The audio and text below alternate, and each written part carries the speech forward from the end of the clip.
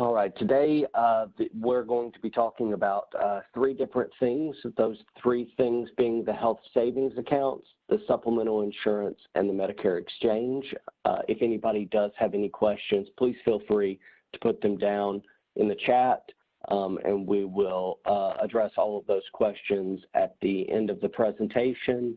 And that way we can, well, actually, why don't we go ahead and address those after we've finished on each topic there. So if you do have any questions, please do put those down in the comments, and I'll make sure and stop after we hit the end of each one of these topics and take time for questions.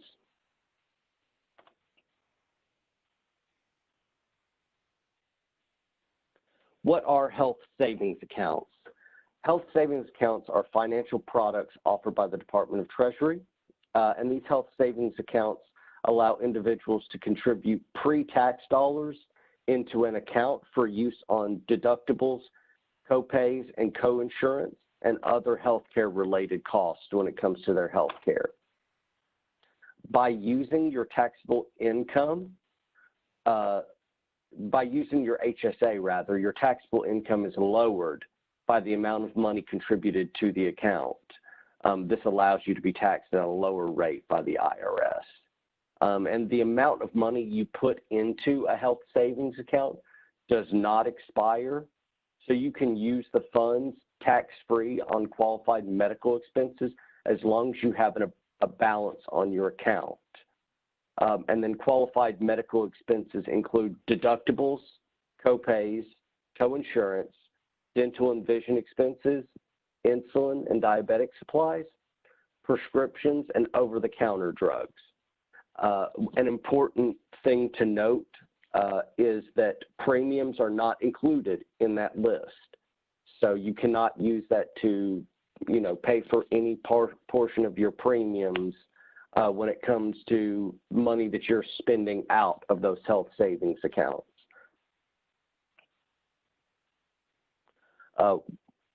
Once you enroll into any part of Medicare, whether that be Part A, B, C, and or D, you and your employer can no longer contribute pre-tax dollars to your HSA. You have to stop contributing 6 months prior to any part of your Medicare becoming effective. If you are in fact to fail to do that, my understanding is that you will be taxed for any contributions that you make from the time that you were 6 months prior to receiving your Medicare into when your Medicare becomes effective. That is something that's very important for a lot of people to remember. I know that many of you live in areas where HSAs are not very common, but it is good knowledge to have just to make sure if you know anybody or are assisting anybody who may be in a health savings account, that you make sure and mention that to them. If one is Medicare eligible and still working and covered by a high deductible health plan, they may postpone Medicare enrollment. That is an option that you can do. You can postpone your enrollment into any portion of Medicare to make sure that you are able to still contribute to your HSA. But once you do know that you're going to commit to starting in your HSA, you do need to stop any sort of contributions to that account. If you begin to receive Social Security benefits, you are automatically enrolled into your Part A. So if someone wants to postpone Medicare, they must also postpone Social Security benefits to still make HSA contributions. The money you have in your HSA does not expire. However, you can no longer contribute to this account once you enroll into Medicare. Once you are enrolled into Medicare, you may continue to use the money in your HSA account to pay for any of your medical expenses, such as deductibles, non-Medicare premiums, that would be like for dental or vision, co-payments and co-insurance. And for these qualified medical expenses, the funds will continue to be tax-free. And in order to avoid a tax penalty, a plan must stop contributing to your HSA at least 6 months before you plan to enroll into Medicare, as we've stated. Medicare and HSAs, some important things to consider when making that decision on whether you're going to delay your enrollment into Medicare due to your HSA. If you do decide to delay enrollment into your Medicare once you're eligible, and you do not have creditable coverage, you will face the normal penalties that you would normally face. So again, this is for people who are choosing to delay enrollment into Medicare and do not have creditable coverage. If you choose to do that, for Part A, for every 12 months of no creditable health coverage, there's a 10% penalty on your Part A premium, and that will last for twice the number of years that you chose to not sign up for Medicare. For Part B, for every 12 months of no creditable health coverage, there is a 10% penalty on your Part B premium, and that does last for the remainder of your life. When it comes to your Part D coverage, for every month of no creditable coverage, there is a 1% penalty on Part D premiums for the remainder of your life. And in order to make a decision on whether or not you should postpone Medicare enrollment or continue contributing to your HSA, you should really speak to a tax advisor as well as your benefits admin person within your workplace or your office to try and make sure that you're understanding what the consequences could be of that decision and what will maximize your costs through that decision. Now, I'll go ahead and take a break to see if there are any questions in regards to HSAs. Now, I do want to make sure and let everybody know I would not classify myself as an HSA expert. This is all very general knowledge when it comes to HSAs. You know, much like someone who is trying to make a decision with their HSA, you know, really for any sort of in-depth knowledge, we do turn to partners to try and refer people for advice on their HSAs. But when it comes to in regards to Medicare, we're able to answer very general questions. And I don't see any questions in regards to HSAs right now. I'll go ahead and vamp for a couple of more seconds and allow anybody who does the employee health plan have to be high deductible? No, I do not believe so. Will the presentation be sent to us via email for anybody who was registered prior to about noon yesterday? That presentation has been sent to you already.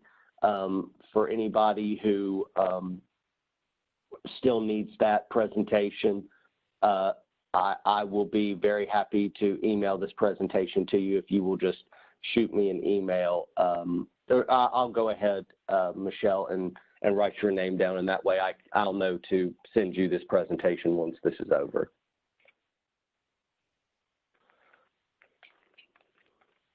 Okay, perfect.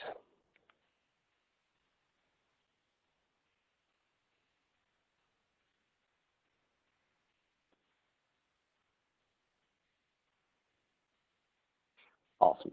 All right, well, we'll go ahead and move on to Medigaps.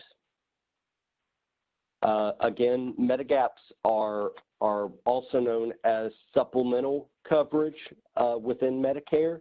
We do have quite a number of people who will call us and say they're looking for supplemental insurance and actually be talking about Medicare Advantage or prescription coverage. Those people are mistaken.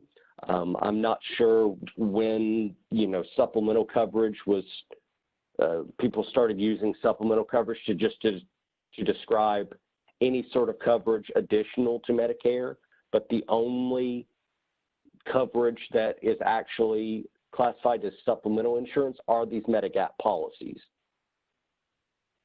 These are individual private health insurance companies or plans offered by individual private health insurance companies. They supplement original Medicare and pay or fill in the gaps within their Medicare coverage. Medigap policies pay either all or parts of shares of costs depending on what letter plan that you go with. And we will go over all those letter plans here shortly. Let's try that. There we go. For purchasing a Medigap policy, the best time to purchase a Medigap policy is during your initial enrollment period into Medicare. You have from the time that your Part B coverage becomes effective, you have a 6-month window where you have a guaranteed issue rights period, meaning that a company must sell you a plan in order to, a plan must sell you a plan. They must give you their lowest rate that they possibly can. They must ignore any sort of medical underwriting, and they have to give you the non-smoker rate as well during that time. Once you enroll into a policy, you have a 30-day free look period where you can change policies, but you will have to pay the premiums for both of those policies should you purchase a new policy at that point. You will have to pay the premiums for both of those while you're in that free look period. If you wait and purchase a Medigap policy after that original enrollment period for Medigaps, you may be subject to a pre-existing waiting period, or may be subject to them telling you no outright. Coverage for a pre-existing condition can only be excluded in a Medigap policy if the condition was treated or diagnosed within 6 months before the date of coverage. If you had creditable coverage and no breaking coverage for more than 63 days prior to purchasing a Medigap policy, you may be able to avoid or have a shortened pre-existing condition waiting period. And typically, if you are in a pre-existing condition waiting period, that will not negate the fact that that Medigap policy will pay for costs. They will just not pay for any sort of costs related to that pre-existing condition.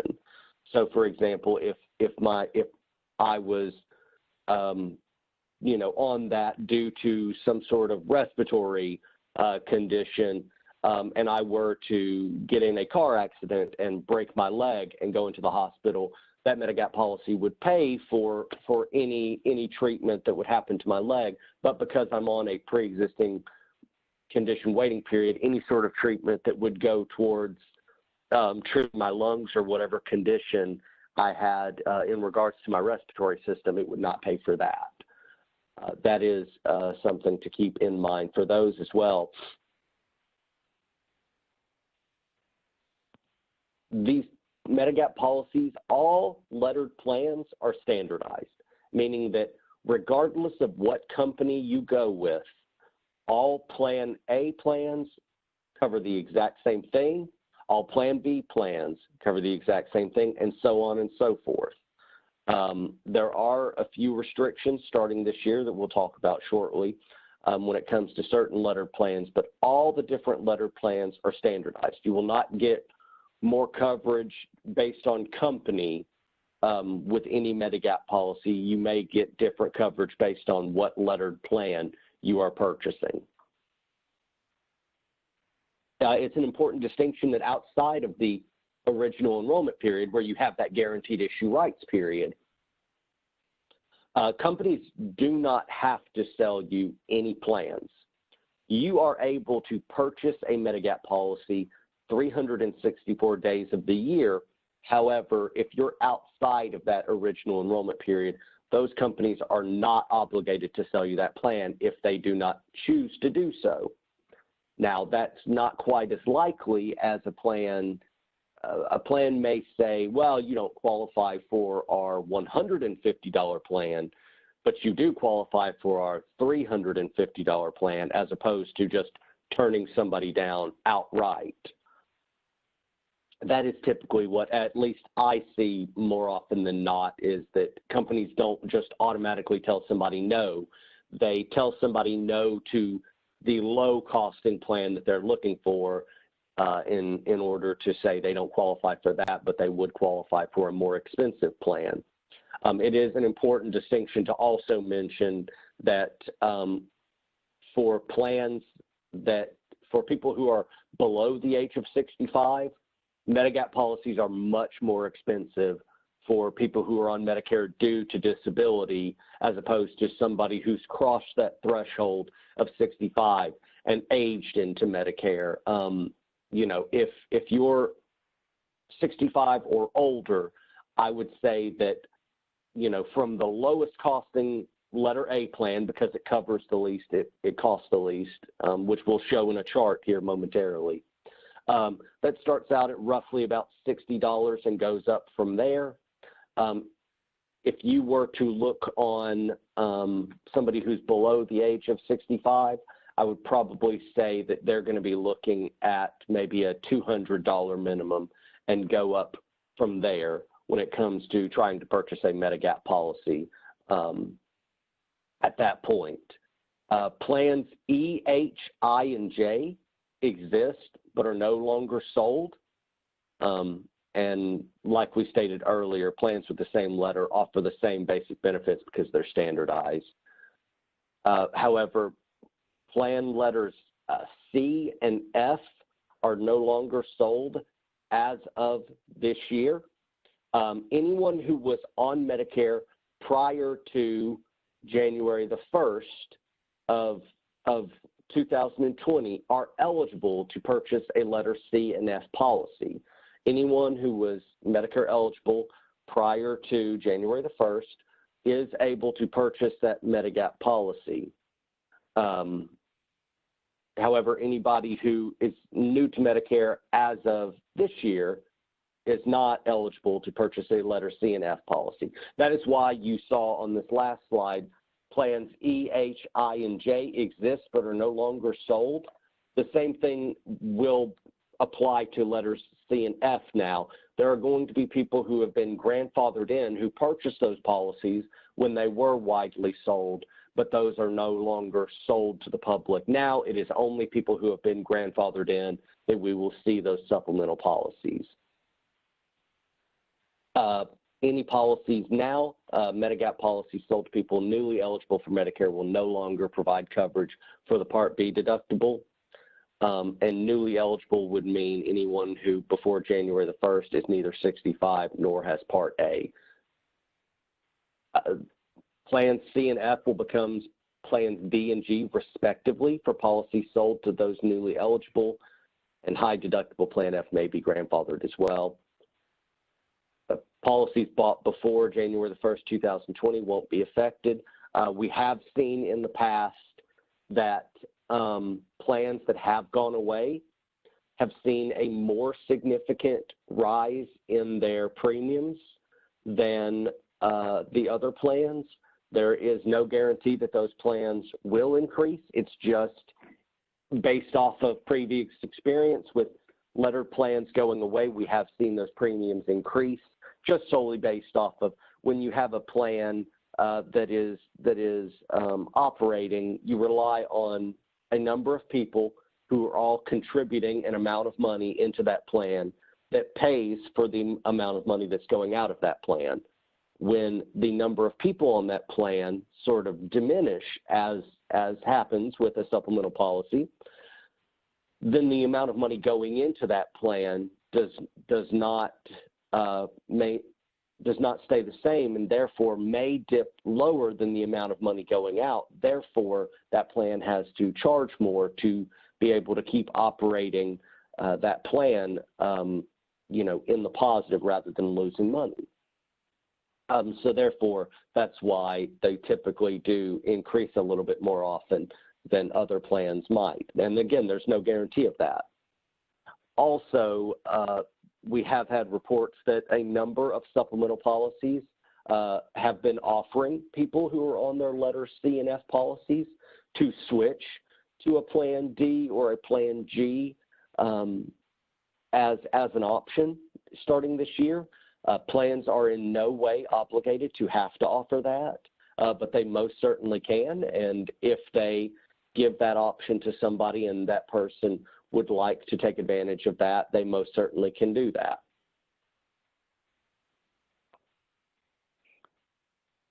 Medigap plan types.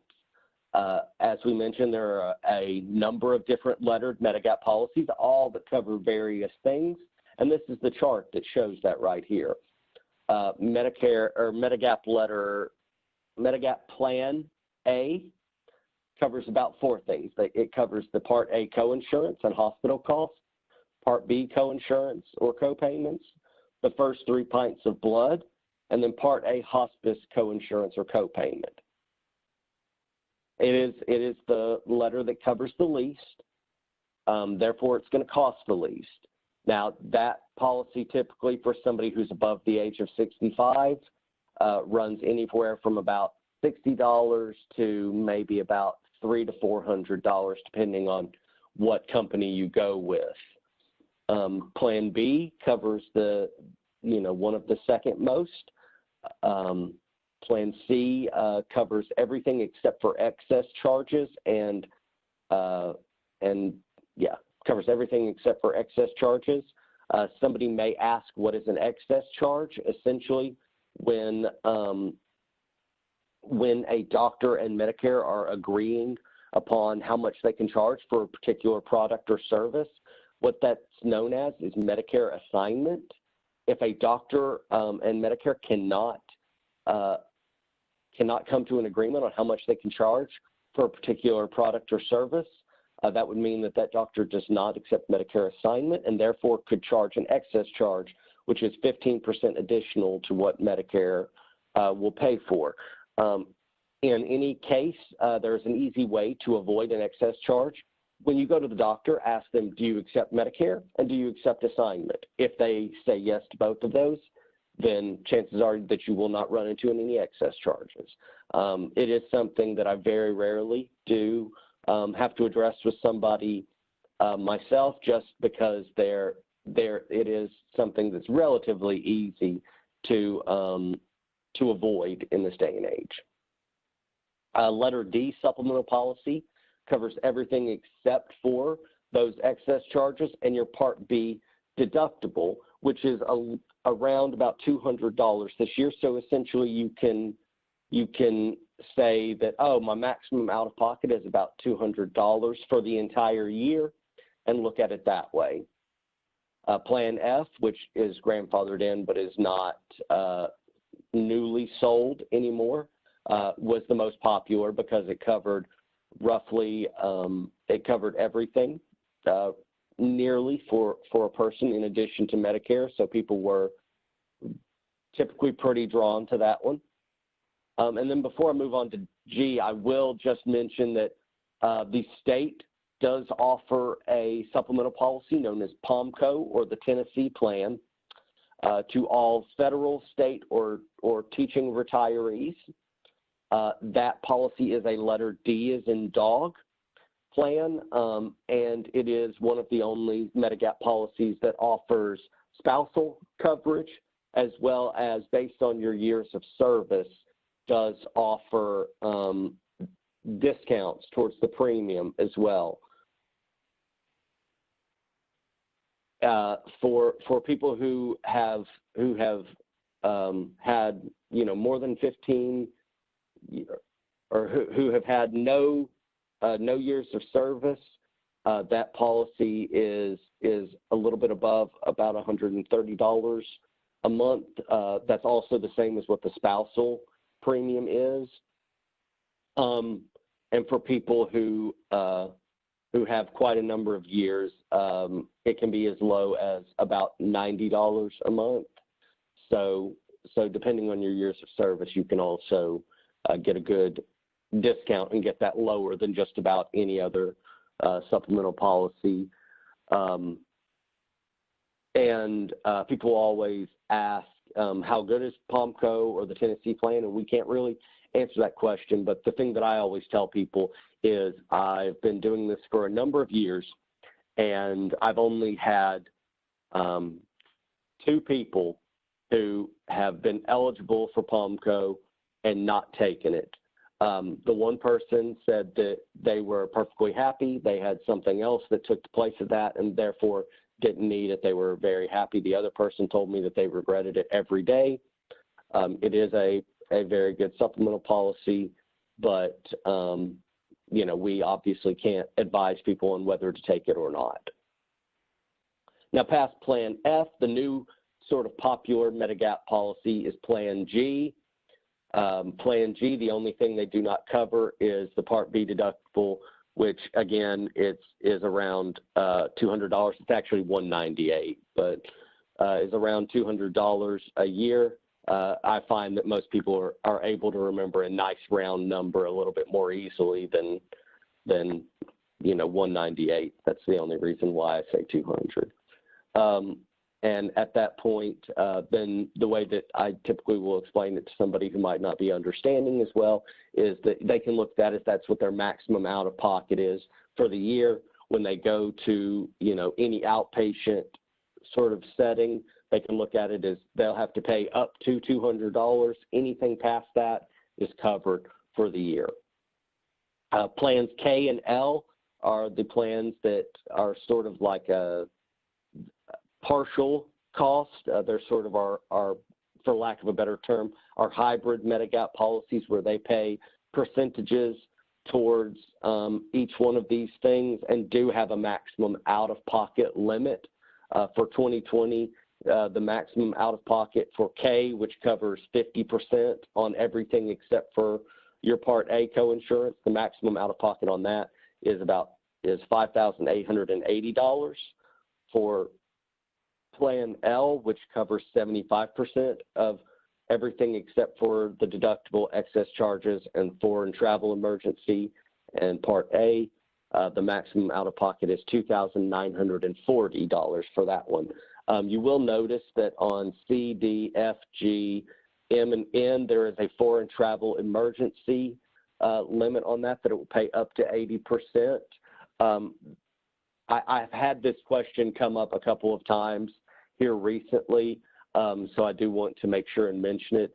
Medicare does not pay for out-of-the-country coverage. There are, you know, about 3 to 4 situations where Medicare will pay for out-of-the-country, those being if it is a foreign travel emergency, like this states, if you live towards the border of another country and the closest hospital is a hospital across the border into that country, and it is closer than any other hospital, they will pay for that. If you are moving unimpeded through Canada, they will pay that. And then, of course, you know, the foreign travel emergency, you know, anything like if you were on a cruise, they would pay for that. But, you know, if you were to move outside of the country and became a citizen of another country, then you could not take your Medicare with you to that foreign country. And out of the country does not include all of the United States territories as well. So all of those are included as being in country in terms of Medicare coverage. Plans M and N are the last 2, and you can see that they cover everything with the exception of the Part B deductible and the excess charges. There are some differences when it comes to the Part B coinsurance on Plan N. There's exceptions when it comes to that, but we won't discuss that right now. And there's the information on POMCO that I was talking about. It's equal to a letter D Medigap policy. For Medigap, the premium does not go up due to your age. We will talk about how those Medigap policies are priced here shortly. And you apply through the benefits admin. Unfortunately, Medigap policies are one of the things that we cannot help people apply for. We can do comparisons for them, but ultimately they have to contact the company in order to purchase those Medigap policies. That will be the same with UMR POMCO here, or the Tennessee plan, depending on, you'll find that a lot of people who have been working with Medicare through, prior to about the last year or two, still refer to it as POMCO. They have asked us, if to refer to it as the Tennessee plan, or at the very least a UMR POMCO. But I've just not been able to break the habit just yet. And again, the premium that I was talking about, if you've been a state employee, federal, or teaching employee for less than 15 years, that premium is going to be $140.55. That will be the same for the spousal coverage as well. And it is one of the only supplemental policies that you can get spousal coverage on. If you've got 15 to 19 years, that premium is $115.55. If you've had 20 to 29 years, it's $103.05. And then if you've had 30 plus years, it's $90.55. So that's a price that is very good for a letter D supplemental. And in terms of all supplemental policies or Medigap policies, it's still a fairly low price, all things considered. Medigap costs. Now, the cost of a Medigap or their monthly premium depends on how old you are, your age, where you live, what's your zip code, what company is selling the policy, what discounts you may have, whether you're a female, a non-smoker, are you a couple within the same household, and then whether you're subject to medical underwriting can all go to how much your Medigap policy would cost. And premiums may vary greatly for the same Medigap plan. I can tell you all, because I work with Plan G the most, it's what everybody's been interested in for at least the last 2 years. The lowest Plan G policy is about $90, and then the most expensive one is a little bit over $1,800 a month. So they do vary pretty greatly. Now, we said that we were going to talk about the different way they were priced. There are 3 categories that these Medigap policies are priced. I'm going to talk about the most common first and foremost. The most common is the attained age rated. What that means is that your premium will go up each year that you get older. It's based on your current age. So obviously at 65, it's going to be the lowest, and each year it's going to go up just a little bit based on your current age, and can also go up due to inflation, but it will also be based off your age as well. That is the most common. The age attained rated plans, you're probably going to see that all Medigap policies on any given letter, with the exception of maybe 1 or 2, are going to be attained age rated plans. They will start out much lower at 65, but will consistently go up each year. Issue age rated are based on the age which you purchased it. It will not go up with each year that you get older. It will be based on what year you purchased that policy. However, it can go up due to inflation. The third way that these policies are rated is community rated. That means that everyone pays the same on that plan regardless of age if they're 65 years or older. And it can go up due to inflation as well. Generally, these are from least expensive over your lifetime down to most expensive over your lifetime. Community rated is typically the most, Community rated is typically the least expensive over your lifetime or most cost effective, however works the best in your brain. Issue age rated is typically the second least expensive over your lifetime, and age attained or attained age typically is the most expensive over your lifetime. Just to give a general idea, for a Plan G Medigap policy, those typically start out at about $90, being the lowest costing plan. And that is an age attained or attained age plan right there. The lowest costing community rated policy for Plan G is about $136 right there. Typically, within about 7 to 10 years, that attained age rated plan will become more expensive than that community rated plan. It may be even sooner than that, but I would say as a good general, idea of a time frame in which that attained age becomes more expensive, I would say about 7 to 10 years after you join into one of those plans, you start spending more money than you would have been if you had just started out in one of those community rated plans right there.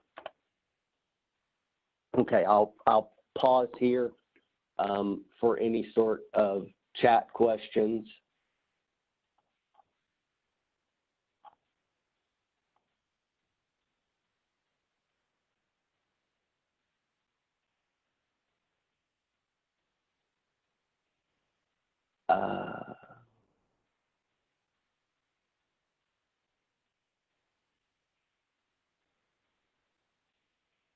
What if you have dual citizenship?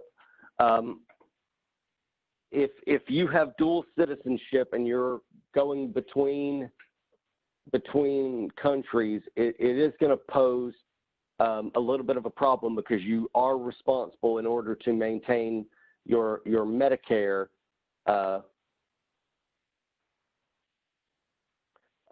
You are responsible for maintaining your Medicare premiums right there. So with dual citizenship, it's going to be a very difficult thing, because you do have to make sure you're still paying your Medicare premiums in order to keep your Medicare. But any sort of costs or any sort of procedures that you incur while you're in another country, Medicare will not pay for if it's not, some sort of emergency or that you're right on the border. If you live in America but are on the border with another country, and your closest hospital happens to be right across the border in that country, then Medicare won't pay for something like that. Let's see here. Does the community rated plan go up each year? It may not. It is subject to going up due to inflation, but there are a few of the Medigap policies that have seen, little to no increase over the course of maybe about the last 3 to 5 years.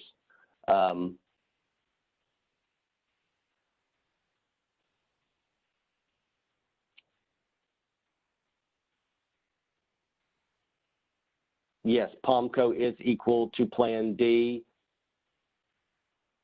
but does not include Part B premium. I'm not really sure what that question means, but you are still responsible for paying your Part B premium in addition to your Medigap policies.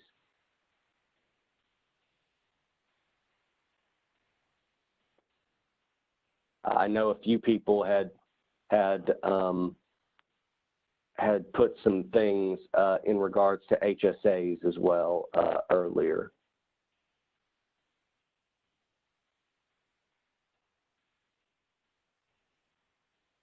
Okay. Now the Medicare exchanges. With a Medicare exchange, these are sort of programs that once an employee becomes Medicare eligible, that companies will offer for their, retiring or Medicare transitioning employees. There we go. I was trying to get rid of that big bar across the top of my screen. Once an employee becomes Medicare eligible, they will have to go through that Medicare exchange with their company to go over their health needs. And those exchanges are expected to provide unbiased advice on their plan options and alert the retiree on whether their employer will contribute to their plan premiums and costs, whether they can, get some sort of, deduction or anything based off of a plan that's chosen. We do recommend that people still contact SHIP in addition to these.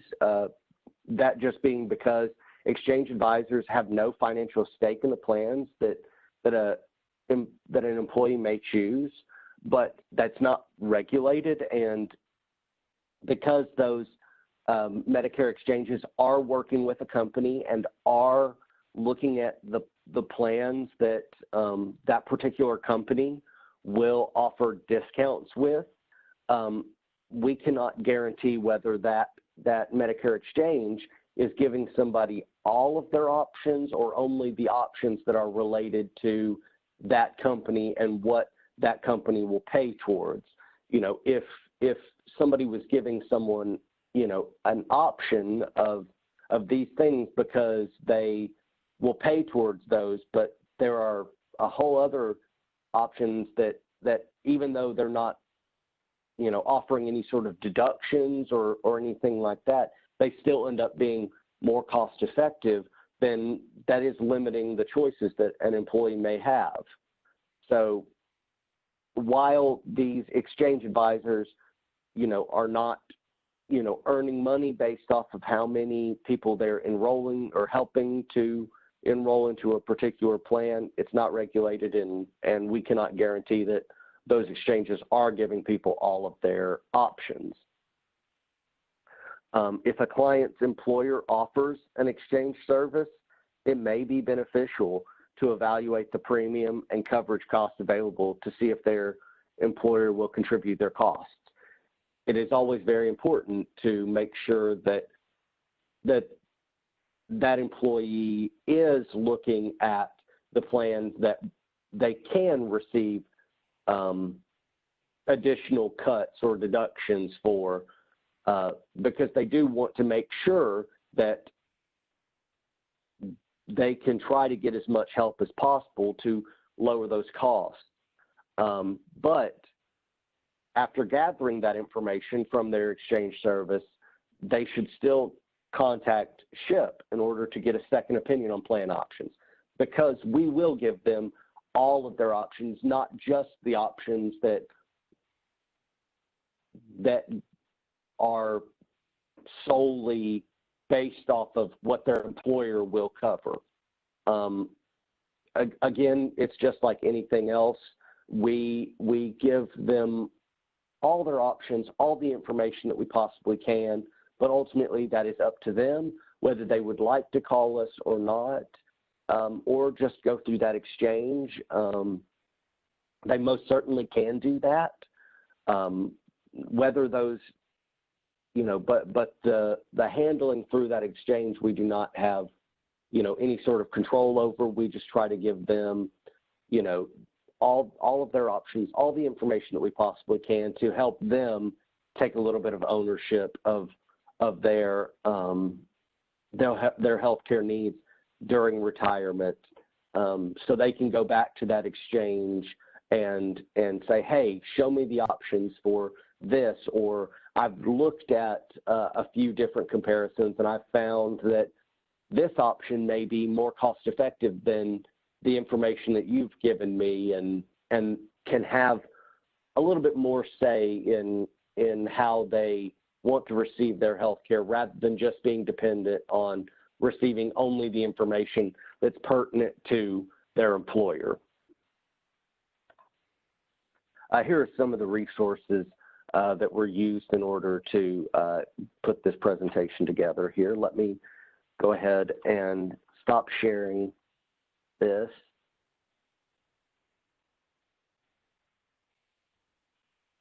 So I can see. Does anybody have any questions regarding health exchange, anything like that? Again, I can go back and try to read through some of these HSA questions. You know, we will not have a lot of really in-depth knowledge when it comes to HSAs. It's something that we're going to do a lot more training, at least I will, to get more knowledgeable on those, but at this point we don't have a ton of super in-depth.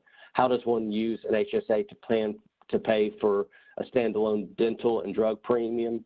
That would be a question to try and figure out through that HSA, and you should get in contact with some sort of financial advisor or with your health benefits admin person at work to discern that.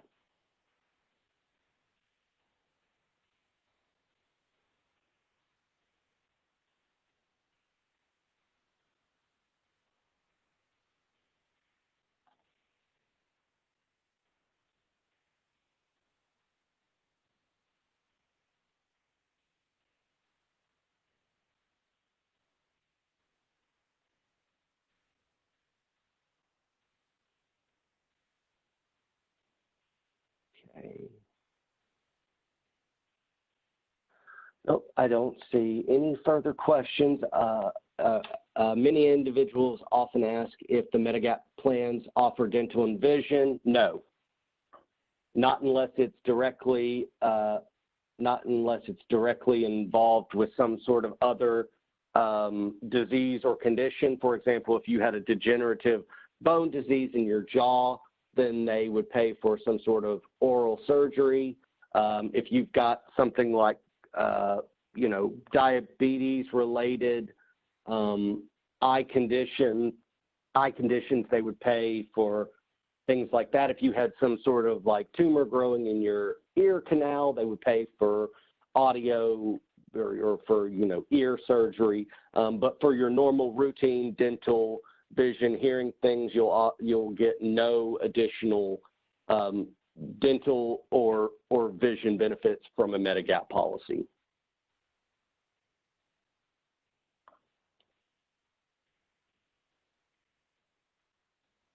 Okay, well, I will go ahead and stop the recording. If anybody